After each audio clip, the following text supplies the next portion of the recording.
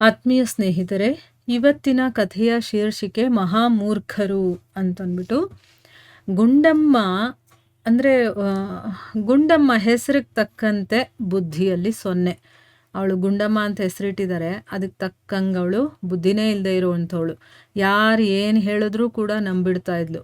ಅವಳ ಗಂಡ ಗುಂಡಪ್ಪ, ಅವನು ಅವಳಿಗೆ ಎಷ್ಟೇ ಬುದ್ಧಿ ಹೇಳಿದ್ರೂ ಕೂಡ ಅವಳ ತಲೆಗೆ ಹೋಗ್ತಾ ಇರಲಿಲ್ಲ. ಒಂದಿನ ಅವಳ ಮನೆಗೆ ಒಬ್ಬ ಬೈರಾಗಿ ಬರ್ತಾನೆ. ಬಂದು ಹೇಳ್ತಾನೆ, ಗುಂಡಮ್ಮ, ನಿಮ್ಮ ಮಾವನನ್ನು ನೋಡದೆ ತುಂಬ ದುಃಖ ಆಯಿತು ನನಗೆ ಅಂತ ಹೇಳ್ತಾಳೆ. ಯಾಕೆ ಸ್ವಾಮಿ, ಅಂಥದ್ದೇನಾಯಿತು ಅಂತ ಗುಂಡಮ್ಮ ಕೇಳ್ತಾಳೆ. ನಾನು ಕೈಲಾಸದಿಂದ ಬರ್ತಾ ಇದ್ನಾ, ಅಲ್ಲಿ ನಿಮ್ಮ ಮಾವ ನನಗೆ ಭೇಟಿಯಾದರು. ತುಂಬ ಕಷ್ಟದಲ್ಲಿದ್ದಾರೆ ಅವರು, ಅದನ್ನು ನಿನಗೆ ತಿಳಿಸು ಅಂತ ಹೇಳಿದ್ದಾರೆ. ಅದಕ್ಕೆ ಅದನ್ನು ತಿಳಿಸೋದಕ್ಕೋಸ್ಕರ ಇಲ್ಲಿವರೆಗೂ ಬಂದೆ ಅಂತಂದ್ಬಿಟ್ಟು ಆ ಬೈರಾಗಿ ಹೇಳ್ತಾನೆ. ಗುಂಡಮ್ಮನ ಮಾವ 2 ವರ್ಷದ ಹಿಂದೆ ತೀರ್ಕೊಂಡಿದ್ರು. ಗುಂಡಮ್ಮನಿಗೆ ಅಯ್ಯೋ ಅನಿಸ್ಬಿಡುತ್ತೆ. ಅಯ್ಯೋ, ನನ್ನ ಮಾವ ಕಷ್ಟದಲ್ಲಿದ್ದಾರಾ, ಹಾಗಾದರೆ ನಿಮಗೊಂದಿಷ್ಟು ಬಟ್ಟೆ ಮತ್ತು ಹಣವನ್ನು ಕೂಡ ಕೊಡ್ತೀನಿ, ಅದನ್ನು ತಗೊಂಡೋಗಿ ನಮ್ಮ ಮಾವನಿಗೆ ಮುಟ್ಟಿಸ್ಬಿಡ್ತೀರಾ ಅಂತ ಹೇಳ್ತಾಳೆ.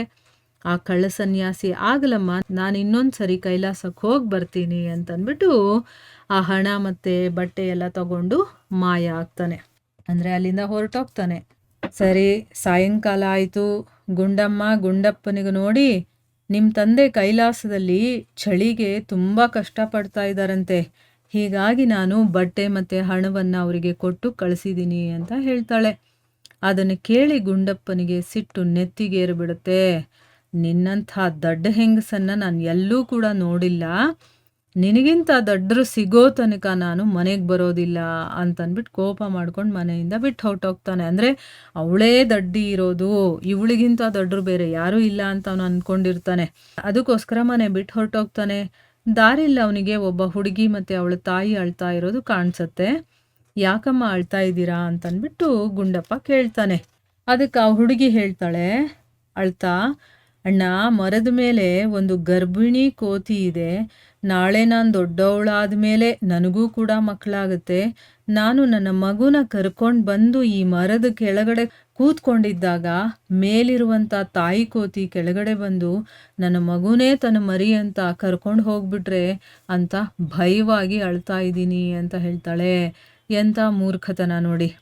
ಅವಳು ಇನ್ನೂ ಚಿಕ್ಕ ಹುಡುಗಿ, ಆ ಮರದ ಮೇಲಿರುವಂಥ ಗರ್ಭಿಣಿ ಕೋತಿಯನ್ನು ನೋಡಿ, ನನಗೆ ನಾಳೆ ಮದುವೆಯಾಗಿ ಮಕ್ಕಳಾದ್ಮೇಲೆ ಅದನ್ನು ತೊಗೊಂಬಂದು ಇಲ್ಲಿ ಕೂತಾಗ ಆ ಮರಿನ ನನ್ನ ಮರಿ ಅಂತ ತೊಗೊಂಡು ಹೋಗ್ಬಿಟ್ರೆ ಅಂತ ಭಯಕ್ಕೋಸ್ಕರ ಅಳ್ತಾ ಇದ್ದೀನಿ ಅಂತ ಹೇಳ್ತಾಳೆ. ಗುಂಡಪ್ಪ ಅವಳ ತಾಯಿಗೆ, ಅಮ್ಮ, ನೀವು ಯಾಕೆ ಅಳ್ತಾ ಇದ್ದೀರಾ ಅಂತ ಕೇಳ್ತಾನೆ. ಅದಕ್ಕೆ ಅವಳು ಹೇಳ್ತಾಳೆ, ನನ್ನ ಮಗಳು ಅಳೋದನ್ನ ನೋಡಿ ನಾನು ಅಳ್ತಾ ಇದ್ದೀನಿ ಅಂತ ಹೇಳ್ತಾಳೆ.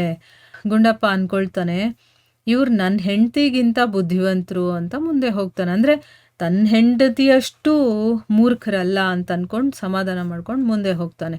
ದಾರಿಲಿ 3 ಜನ ಅಣ್ಣ ತಮ್ಮಂದರು ಒಂದೇ ಕಡೆ ಕೂತ್ಕೊಂಡು ಅಳ್ತಾ ಇರ್ತಾರೆ. ಅವ್ರನ್ನ ಪ್ರಶ್ನೆ ಮಾಡ್ತಾನೆ. ಅಯ್ಯ, ನೀವು ಯಾಕೆ ಅಳ್ತಾ ಇದ್ದೀರಾ ಅಂತಂದ್ಬಿಟ್ಟು ಕೇಳ್ತಾನೆ. ಈ ನೆಲದಲ್ಲಿ ಏನೋ ವಿಶೇಷ ಇದೆ, ಅದು ನಮ್ಮ ಕಾಲನ್ನು ಕಚ್ಕೊಂಡ್ಬಿಟ್ಟಿದೆ, ಹೇಳೋದು ಹೇಗೆ ಅಂತ ಅಳ್ತಾ ಇದ್ದೀವಿ ಅಂತ ಹೇಳ್ತಾರೆ. ಸರಿ, ಗುಂಡಪ್ಪ ಏನು ಮಾಡ್ತಾನೆ, ಹತ್ರ ಹೋಗಿ ಏನಾಗಿದೆ ಅಂತ ನೋಡ್ತಾನೆ. ನೋಡಿದ್ರೆ ಆ 3 ಕಾಲುಗಳನ್ನು ಒಂದಕ್ಕೊಂದು ಹೆಣ್ಕೊಂಡು ಕೂತ್ಕೊಂಡ್ಬಿಟ್ಟಿದ್ದಾರೆ.